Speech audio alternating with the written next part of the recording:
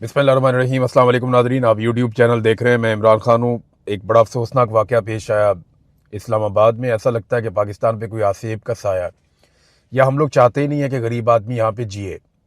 यानी लोग बच्चे मरने के लिए तो पैदा नहीं करते ना।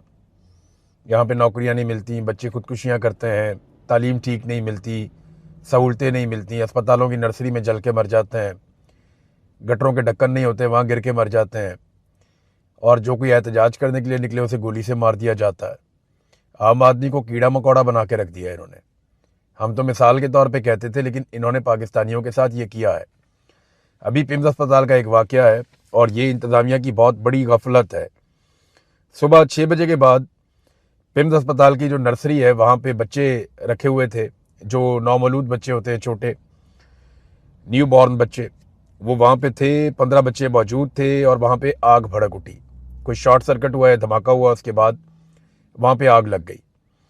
आग लगने के बाद जो अमला था वो वहाँ से भाग गया, और उन्होंने किसी को बताया भी नहीं कि वहाँ पे आग लगी हुई है। और जो लोग लवाहिकीन थे या बच्चों के माँ बाप थे, उन्हें पता चला, वो दौड़े हुए वहाँ पे गए। एक खातून जिन्होंने अपना भतीजा बचाया है खुद, यानी अगर जो अमले के लोग थे वो एक एक दो दो बच्चे उठाकर भी भागते तो बच्चों की जानें बच सकती थी।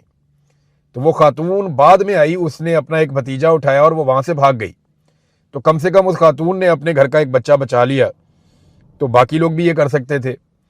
लेकिन तमाम अमले ने अपनी जान बचाई, वो वहाँ से भागे और वहाँ से निकल आए। और नीचे आने के बाद जो ऐनी शाहिद खातून है, वो ये कहती है, जिसने खुद अपने भतीजे को बचाया था, वो ये कहती है कि अमले ने बाहर निकलने वालों को बंद कर दिया, और उन्होंने कहा जी आप बाहर निकलेंगे, आप जाकर बात करेंगे तो ये बात फैल जाएगी। उसके बाद रेस्क्यू वालों को बुलाया गया, फायर ब्रिगेड वालों को बुलाया गया, और पुलिस की भारी नफरी वहाँ पे मंगवा ली गई कि माँ बाप जो है या लवाहिकीन जो है वो मीडिया से बात ना कर सकें, इनको रोको। आग को रोकना इनकी प्रायोरिटी नहीं थी, बच्चों को मरने से बचाना इनकी प्रायोरिटी नहीं थी, अपनी गफलत को छुपाना इनकी प्रायोरिटी थी। ये चाह रहे थे कि इनकी जो गफलत है, जो इनकी नालायकी है, वो अवाम तक ना पहुंचे। अब वजीर साहब हैं तारक फजल चौधरी साहब, उन्होंने मीडिया से बातचीत की। उनका रवैया अगर मुस्तफ़ा कमाल के रवैये से आप कंपेयर करें तो वो बहुत बेहतर था। लेकिन तारक फजल चौधरी ने कहा कि कोई धमाका हो जाए या शॉर्ट सर्किट हो जाए तो कोई क्या कर सकता है। देखें, तभी तो आपका इम्तिहान होता है। नॉर्मल हालात में तो कुछ होता ही नहीं है, सारी चीज़ें नॉर्मल चलती हैं। जैसे ही इमरजेंसी आती है तो इमरजेंसी हैंडलिंग के लिए तमाम अफसरान को, तमाम लोगों को तरबियत दी जाती है। पूरी दुनिया में ऐसे ही होता है। ये कुछ अर्सा पहले हम विजुअल देख रहे थे, जलजला आ गया था बड़ा खौफनाक, और वो जो वहाँ पे नर्सिंग स्टाफ था वो बच्चों को इकट्ठा करके, जो न्यू बॉर्न थे, उनके ऊपर अपने जिस्म रख के वो खड़े हुए थे कि अगर ऊपर से कोई चीज़ गिरेगी तो हमारे ऊपर गिर जाएगी, हम बड़े हैं, मजबूत हैं, तो हम बच जाएंगे, लेकिन इन बच्चों की हमने जान बचानी है। और यहाँ पे सारा का सारा अमला, जितना स्टाफ है, वो सारा भाग गया। इनको तरबियत ही नहीं दी गई कि आग को बुझाना कैसे। देखिए, आग जब भी लगती है ना, तो पहले लम्हे में उसको बुझाना सबसे आसान होता है। जैसे ही आग लगे आप उसके ऊपर कोई चीज़ डाल दें, आपके पास वहाँ पे फायर जो बुझाने के लिए आपके वो सिलेंडर होते हैं, आप उसका इस्तेमाल करें। अब तो बहुत सारी और जो है वो लेटेस्ट चीज़ें आ गई हैं, इक्विपमेंट होता है, सेफ्टी के आलात होते हैं, आप उनको इस्तेमाल करके फौरी तौर पे आग को बुझा सकते हैं। ये आपके पास मौका होता है। जब फायर ब्रिगेड आती है तब तो बहुत देर हो जाती है। फायर ब्रिगेड कभी 20 मिनट में आती है, कभी 25 मिनट में आती है। यहाँ पे तो जो ऐनी शाहिदीन है या माँ बाप हैं बच्चों के, उन्होंने इंटरव्यूज देते हुए बताया कि जो आग बुझाने वाले लोग आए या इमरजेंसी हैंडलिंग के लिए जो बुलवाया गया फायर ब्रिगेड को या रेस्क्यू को, तो वो लगभग 1 घंटा का टाइम गुजरने के बाद आए। उससे पहले जो लवाहिकीन है वो खुद ही आग बुझाने की कोशिश कर रहे थे। तो अगर थोड़ी सी तरबियत दी होती, जो यहाँ पे दुनिया पूरी के अंदर डॉक्टर्स को, नर्सेज को, या स्कूल टीचर्स को, या दफातर में काम करने वाले लोगों को, या जिन दफातर में पब्लिक आती है वहाँ पे आने वाले लोगों को, वहाँ पे सिक्योरिटी के अमले को, हर एक को बताया जाता है कि अगर इस किस्म की इमरजेंसी हो तो आपने क्या करना है, जलजला आ जाए तो क्या करना है, आग लग जाए तो क्या करना है, लोगों को किस रास्ते से निकालना है। इसकी एक्सरसाइजेज होती हैं बाकायदा, और वो ट्रेंड करते हैं अपने लोगों को इमरजेंसी सूरत हाल के लिए। नॉर्मल हालात में तो सारे ही जी लेते हैं, तो जो सरकारी लोग होते हैं उनकी ट्रेनिंग ऐसे की जाती है कि अगर इमरजेंसी हो जाए तो उससे निपटना कैसा है। इनके हाथ पांव फूल गए, कोई इधर भाग रहा है, कोई उधर भाग रहा है, और सबकी तवज्जो इस बात पे थी कि ये बात बाहर नहीं निकलनी चाहिए। यहां से आप अंदाजा कर लें जो इनकी गफलत थी जिन जिन चीज़ों में। एक तो जो फायर सेफ्टी के आलात नहीं थे, नंबर 2, ताले लगे हुए थे बहुत सारे ऐसे दरवाजों को जिन्हें इस्तेमाल किया जाना था। फिर जो इमरजेंसी एग्जिट है, यानी उसको बनाया इसलिए ना कि अगर खुदा ना खास्ता इमरजेंसी हो जाए, दुनिया की हर बिल्डिंग के अंदर हर जगह पे इमरजेंसी एग्जिट होती है और वहां से आप फौरन निकल जाते हैं या बाकियों को निकालते हैं अगर कोई हादसा हो जाए तो। इमरजेंसी एग्जिट जो है उसके दरवाजे भी बंद थे, लॉक थे, वो भी नहीं खुल रही थी। फिर जो मेन दरवाजा था वो दूर वाला खुला, इमरजेंसी वाला जो बच्चों के वार्ड वाला, वो दरवाजा ही नहीं खुला हुआ था, वो बंद किया हुआ था। वहां से फिर 2-3 मिनट ज्यादा लग गए फायर ब्रिगेड को और रेस्क्यू को आने में। तो इन्होंने काफी टाइम जाया किया। बल्कि कैपिटल इमरजेंसी सर्विसेज, ये एक इदारा है, कैपिटल इमरजेंसी सर्विसेज, ये इस्लामाबाद में इमरजेंसी हैंडलिंग के हवाले से काम करता है। इन्होंने पिम्स अस्पताल की इंतजामिया को 15 मरतबा खत लिखा है। सहाफियों ने यह सवाल किया वजीर मुमलिकत से कि वजीर साहब ये बताइए कि 15 मरतबा खत लिखा गया कैपिटल इमरजेंसी सर्विसेज की जानिब से पिम्स अस्पताल को, और पिम्स अस्पताल ने किसी भी सवाल का जवाब नहीं दिया, बल्कि किसी भी लेटर का जवाब देना उन्होंने मुनासिब ही नहीं समझा। अब जो वजीर है, वजीर सेहत, वो दिन रात एक ही काम करता रहता है। मुस्तफ़ा कमाल इसका नाम है, तो वो हर एक को पै जाता है। वो जब भी कभी आप देखते हैं ना इसको, वजीर सेहत को, इसका कोई इंटरव्यू कर रहा है, ये किसी जगह पे खड़ा हुआ है, कोई बंदा इसके बाद शिकायत लेकर आ गया, ये आगे से पै जाता है। ये खुद एक ब्लड प्रेशर का मरीज है, उसको उठा के लगा दिया वजीर सेहत भी, उसका अपना ब्लड प्रेशर हाई रहता है। वो हर वक्त एक अजीबो गरीब किस्म की फोबिया के अंदर मुब्तला है कि जो बंदा आ रहा है पता नहीं है मेरे साथ क्या कर देगा, वो ऊपर से अटैक ही कर देता है।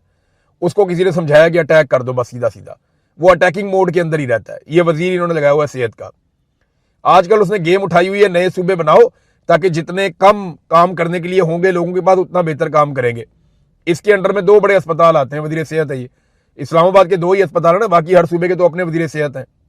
तो 2 अस्पतालों की हालत यह है कि एक के अंदर आज इतने बच्चे फौत हो गए, और वहां पे जो लोग आए बातचीत करने के लिए, उनके साथ ये इस तरह का रवैया इसने रखा हुआ था, हद तक आमेज, कि जैसे ये आसमान से उतर कर आया हुआ है, जैसे वो लोगों ने अपने बच्चे जला के खुद इसके ऊपर डाल दिए।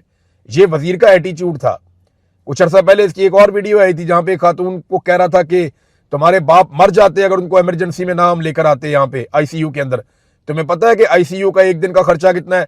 20,000 रुपया आईसीयू का एक दिन का खर्चा। फटे मुंह तेरा, तू अपनी जेब तो देने ने पैसे 20,000 रुपया।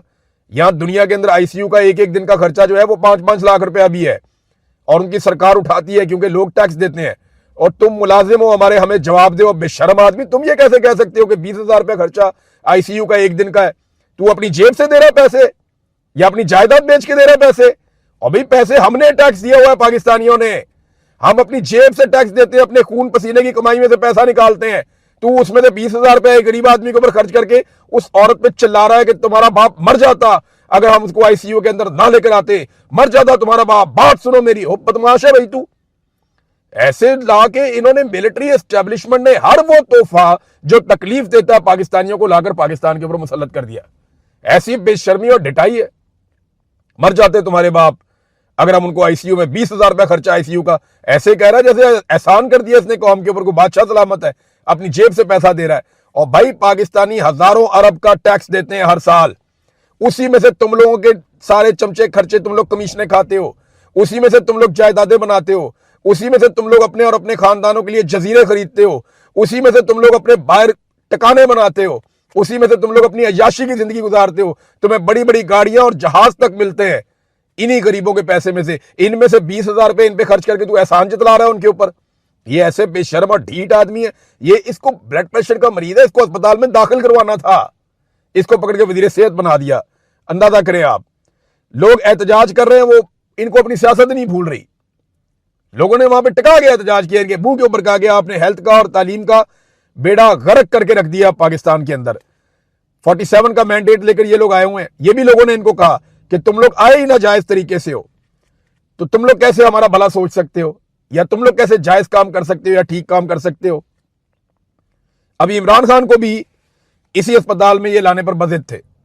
जब इमरान खान को लेकर आए, इसी अस्पताल की मशीन ही खराब थी, और जिस मशीन से इमरान खान साहब का ट्रीटमेंट करना था, जब इमरान खान को इस अस्पताल में लाया गया तो पता चला वो मशीन ही खराब है। यहां से आप अंदाजा करें इनकी गफलत का और बेशर्मी का, कि जिस मशीन से ट्रीटमेंट होता था मशीन ही खराब है, और अब वहां पे बच्चे जल गए और वजीर जो है वो चौड़ा होकर फिर रहा है और अजीब लहजे के अंदर फिरौनियत और तकब्बुर के साथ बात कर रहा है। शर्म भी नहीं आती इन्हें। 14 बच्चे अस्पताल के अंदर जलकर खाकस्तर हो गए। और माँ बाप कह रहे हैं हमें लाशें तो देना, हमारे बच्चों की हमें पता तो चले हमारे बच्चों के साथ क्या हुआ। और वजीर कह रहे हैं जनाब के जल के बच्चे मर गए, और उन्हें कह रहे हैं जी वो शहीद हो गए हैं, बच्चे शहीद हैं। तो वो मासूम बच्चे हैं, वो तो शहीद ही हैं, लेकिन आप लोगों ने किया क्या उनके साथ? और जो लोग इस गफलत के मुर्तकिब हैं, अब उनमें सब अपने अपने प्यारे को बचाना चाहते हैं, जैसे कि मिलिट्री एस्टेब्लिशमेंट या जर्नैल अपने प्यारे कर्नल को बचाना चाहते हैं, जिसने जाके वहां पे बेशर्मी की, बच्चों से चपेड़े खाई वहां पे सरहद यूनिवर्सिटी के कैंपस में इस्लामाबाद में। अब उसमें एक के बाद एक और वीडियो आ रही, मैं आपको आगे चल के बताता हूं कि उसमें क्या है। लेकिन ये देखें, सदर YDA, ये यंग डॉक्टर एसोसिएशन है, इनके जो सदर हैं, इन्होंने ये एक वीडियो इनके तवसत से आई है। इन तस्वीर में आप देख सकते हैं कि DHQ साहिवाल में 30 बच्चों की जगह 184 बच्चे रखे हुए हैं।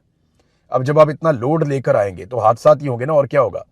इमरान खान ने हेल्थ कार्ड बनाया था कि जिसका दिल करे, जिस अस्पताल से दिल करे जाके इलाज करवाओ, हम जनाब वहां पे पैसे हुकूमत दे देगी, हमें आप सबको इंश्योरेंस दे दी है, जाए जाके अपना इलाज करवाएं। किसी खातून के बच्चे की पैदाइश है, जाओ प्राइवेट अस्पताल में, जिसमें दिल करता है जाओ, ताकि लोड मैनेज हो जाए। यही एक हल था पाकिस्तान में सेहत के मामलात को बेहतर रखने के लिए। लेकिन मरियम नवाज की ख्वाहिश पे जर्नैलों ने वो भी बंद कर दिया कि हेल्थ कार्ड, ये एक्चुअली जो हेल्थ कार्ड वापस लिया वो जनरल बाजवा ने और जनरल आसिम मुनीर ने वापस लिया, वरना किसी की क्या जरूरत थी कि वो हेल्थ कार्ड जैसे शानदार मंसूबे को बंद कर देता। यानी गरीब आदमी को ये चाहता ही नहीं है कि वो अच्छा इलाज करवाए। गरीब आदमी जिस सरकारी अस्पताल में चाहता था घुस जाता था, जाके इलाज करवाता था। इन्होंने करनी होती है सेहत के ऊपर सियासत। ये अस्पताल के अंदर एक नई मशीन लेकर आते हैं, उसके ऊपर जाके ये इफ्तिताह करते हैं, वहां पे जाके ये दुआएं कराते हैं, फिर गरीबों को लाके दिखाते हैं, देखो हमने तुम्हारे लिए कितनी महंगी मशीनें खरीदी। इमरान खान ने सारे ही प्राइवेट अस्पताल गरीबों को दे दिए थे। उन्होंने कहा जाओ जहां से दिल करता है जाके इलाज करवाओ, बिल हम दे देंगे, तुम सिर्फ अपना अस्पताल पसंद करो, जहां पे रश कम है वहां पहुंच जाओ, जो डॉक्टर पसंद है वहां पहुंच जाओ, अपना इलाज करवाओ, बिल जो है वो गवर्नमेंट देगी। इमरान खान ने ये किया, लेकिन मरियम नवाज की ख्वाहिश पे जर्नैलों ने और इन सारे सिस्टम ने जो इनका बनाया हुआ ये पूरा रजीम है, इन्होंने वो हेल्थ कार्ड की फैसिलिटी छीन ली अवाम से ले ली वो फैसिलिटी।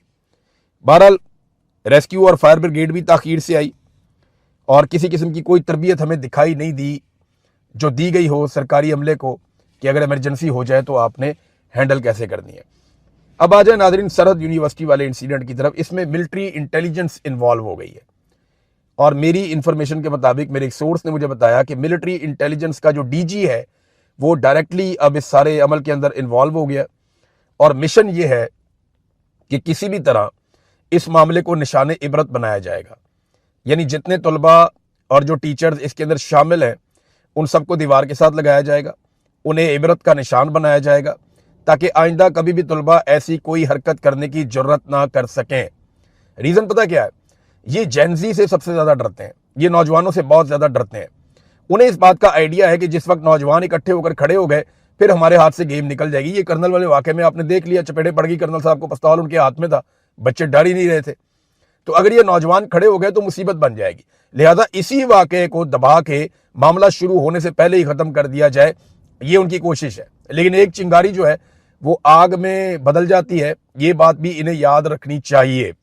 दूसरा मामला ये है कि जो फौज के ऑफिसर्स हैं उनको बड़ी इससे उनका मोराल बड़ा डाउन हुआ है कि यार देखो चपेड़े भी पड़ गई, कर्नल साहब को सारी कौम भी बुरा भला कह रही है, तो उनका मोराल बड़ा डाउन हुआ है कि जनाब चपेड़े तो हम मारते हैं या ठुड्डे छोटे तो हमने मारने होते हैं, तो हम तो जिसको मर्जी चपेड़ मार दी, ठुड्डा मार दिया, जहां मर्जी शिकार खेल लिया, जहां मर्जी जो मर्जी कर लिया, ये तो कंट्रोल हमारा है मुल्क के ऊपर, जिस मर्जी जमीन पे हम कब्जा कर लें, जाके वहां पे DHA बना लें, जिस जगह पे चाहें जो मर्जी कारोबार कर लें, जिसका मर्जी कारोबार ले लें, PIA भी खरीद लिया, तो ये तो हमारा कंट्रोल होना चाहिए ना। ये कैसे हो सकता है कि नौजवान उठ के हमें आगे से मारे? तो एक मोराल भी बड़ा डाउन है। अब उसे ठीक करने के लिए जो इकदाम किए जा रहे हैं वो मैं आपको बता देता हूँ। यूनिवर्सिटी की इंतजामिया को शदीद दबाव में लिया जा रहा है, एक एक कागज उनका इकट्ठा करके उसको खंगाला जा रहा है, कोशिश की जा रही है कि कोई एक चीज मिल जाए जिसके जरिए से यूनिवर्सिटी को मजीद दबाव में लिया जा सके कि ये कैंपस जो है वो किसी लिहाज से गैर कानूनी है, या ये कैंपस जो है ये सही तरीके से नहीं बना, या कुछ उसूल हैं या ज़ाब्ते हैं जिनकी खिलाफ वर्जी हुई है। लिहाजा यूनिवर्सिटी को पूरी तरह से दबाव में लेने के बाद वो यूनिवर्सिटी से अपनी मर्जी का फैसला करवाएंगे। और मिशन ये है कि कुछ लड़के और लड़कियों को यूनिवर्सिटी से निकलवा दिया जाए और जो नौजवान हैं उनकी एक एक की तस्वीर उठा के और उनकी स्क्रीनिंग कर ली गई है, मुकदमात भी दर्ज किए गए हैं और कुछ आपके सामने हैं, कुछ आपके सामने मुस्तकबिल में आ जाएगा तो इन नौजवानों को निशाने इबरत बनाने का भी फैसला किया गया है कि इनको अब नहीं छोड़ेंगे। और इसके लिए जो DGMI हैं वो खुद इसको बराह रास्त देख रहे हैं सारे मामले को, और बार बार वो राब्ता भी कर रहे हैं अपनी टीम के साथ, और एक बड़ा क्रैकडाउन वो चाहते हैं कि मोराल जो है वो ऑफिसर्स का अप चला जाए और नौजवानों का मोराल डाउन हो जाए, ताकि सबको पता चल जाए कि जनाब इस तरह की हरकत दोबारा किसी ने नहीं करनी। अब नाज़रीन, जो नई वीडियोज आई है ना, उन्होंने अलग तहलका मचा दिया। वो जो कर्नल साहब की बीवी है मुबैना तौर पे, तो वो कर्नल साहब की एहलिया तो सुल्तान रही बनी हुई है, वो तो फूलन देवी बनी हुई है। वो कभी जनाब ठुड्डे मार रही हैं, कभी तलबा को हरासा कर रही हैं, तालिबात को कह रही हैं कि मैं FIR भी करवाऊंगी, मैं तुम्हें जेल में भी भिजवाऊंगी। ये वाला एटीट्यूड देख के तो मुझे लगता है कि शायद जदून कोई मासूम आदमी होगा। पहले मुझे जदून पे गुस्सा चढ़ रहा था कि यार जदून एक खातून को हरासा कैसे कर सकता है, लेकिन जिस तरह की ये खातून है, जैसे ये थाने कचहरी की धमकी देती है, तो कोई पता नहीं जदून ने भी अपनी जान ही छुड़वाई हो इससे कि यार ठीक है मैं माफी मांग के जान छुड़ाता हूँ, ये क्या मेरे गले पड़ गए। अब वहां तलबा एहतजाज कर रहे थे, एहतजाज वाले तलबा को ये खड़ी होकर बाकायदा टोंट कर रही थी, उन्हें हरासा कर रही थी कि मैं FIR भी दूंगी, मैं जेल में भी भिजवाऊंगी, मैं छोड़ूंगी नहीं तुम्हें, मैं अभी फोन करती हूँ। वही ऐसा अजीब एटीट्यूड था इस औरत का। फिर पुलिस वाले से डंडा छीन कर तलबा को मारना शुरू कर दिया। क्या सुल्तान रही वाली एक्टिंग की है। पहले ये सुल्तान रही बनी रही तकरीबन घंटा आधा घंटा, उसके बाद कर्नल साहब आए, वो मुस्तफ़ा कुरैशी बन गए आके। तो यानी इनका ये दोनों एक तरह की हैं, वो रब ने जोड़ी बनाई है ना इनकी जबरदस्त किस्म की। वो कर्नल साहब आए, वो आगे मुस्तफ़ा कुरैशी बन गए, बीवी जो है वो उससे पहले सुल्तान रही बनी हुई थी, इन्होंने वहां पे आत चुकी हुई थी, और टाउट्स जो है वो बयानियां बना रहे हैं नहीं जी नहीं, ये बड़ी ज्यादती हुई है, ये गैरत का मामला है। और हाँ, मैं आपको ये भी बताऊं, मिलिट्री इंटेलिजेंस से जहां से मैंने खबर निकाली है, वो कहते हैं जी बयानियां इस पे ये है कि गैरत का मामला बनाया जाए, इसको जितना हो सके जैसे हो सके गैरत का मामला बनाया जाए। हमारे कुछ सहाफ़ी हैं, उनसे फर्दन फवर्दन मुलाकात भी की गई है, और जिस जगह से ये खबर निकली है वहां पे एक बड़ा सहाफ़ी, बहुत बड़ा टाउट है, पुराना है, बहुत पुराना चावल है, बड़ा तेज आदमी है, आप उसे जानते हैं, वो अभी भी अपना एक प्रोग्राम करता है, इमरान खान से काफ़ी बुक्स भी है उसे, बहुत ही अजीबोगरीब आदमी, अजीबोगरीब बातें करता है। अभी उसकी कवरेज आ जाएंगी, आपको पता चल जाएगी। वो वहां मौजूद भी था उस वक्त, और वो इंस्ट्रक्शन ले रहा था कि जनाब आगे क्या करना है, अब इसको ऐसे क्या करना है। तो उसके बाद जब कर्नल की बीवी की ये फुटेजेस निकली हैं, तो इनका सारा का सारा बयानिया बढ़ गया। अब ये जो सहाफ़ी हैं, इनमें से कुछ तो ऐसे हैं जिन्होंने अपने ट्वीट भी खुद नहीं लिखे हुए, उन्हें वो फैसले लिखे लिखाए दिए गए कि जनाब ये भी साबित हो चुका, ये भी साबित हो चुका, तो खत्म शुरू हो गया, तो अब जनाब कर्नल साहब बेगुनाह है और ये सारे बाकी गुनाहगार हैं। तो इस किस्म के जो ट्वीट्स हैं वो लिख कर दिए गए थे, सहाफ़ियों से मुलाकातें भी की जा रही हैं। इस सारे मामले को वो कह रहे हैं जी गैरत का मामला बनाओ और जदून पे और तलबा के ऊपर डाल दो। देखें जी, दो चीज़ें हैं, मैं अभी भी यही कहूँगा कि बहुत मुमकिन है कि जदून ने कर्नल की एहलिया को हरासा किया हो, बहुत मुमकिन है, उस केस को अलग कर दें। और ये जो कर्नल ने एक भौंडी हरकत की है कि वो पिस्तौल लेके घुस गया यूनिवर्सिटी के अंदर और वहां जाके उसने गोलियां चला दी, वो तो अल्लाह का शुक्र है किसी को गोली लग नहीं गई, जिस तरह की उसने हरकत की, और जैसे उसको यूनिफॉर्म के अंदर गिरेबान से पकड़ के चपेड़े पड़ गई। अब तलबा ये तो नहीं देखेंगे ना एक आदमी पिस्तौल लेके उन पर चढ़ गया, तो वो ये देखेंगे पहले सर आप अपना यूनिफॉर्म उतार के आए, कपड़े चेंज करके आए, फिर हमने आपके गिरेबान को हाथ डालना। भाई वो अपनी जान बचाने की पड़ गई थी उनको, आपके हाथ में पिस्तौल है, आप मार रहे हैं, तो वो अपने आप को बचाए भी ना, वो आपको रोके भी ना, आपको पकड़े भी ना। तो बहरहाल कर्नल साहब ने जो हरकत की है और जिस तरह उन्होंने गन हैंडल की है, तौबा इस्तगफार। एक अनाड़ी फौजी भी होता है ना, तो वो इस तरह से पिस्तौल नहीं पकड़ता जैसे कर्नल ने पकड़ा हुआ था। और भाई गन हैंडलिंग की प्रॉपर ट्रेनिंग होती है, पिस्टल हैंडलिंग सीधा सीधा सा काम है। तो इस कर्नल को ये भी नहीं पता था मैंने अपना पिस्टल हैंडल कैसे करना है, वहां कोई बच्चा इससे छीन लेता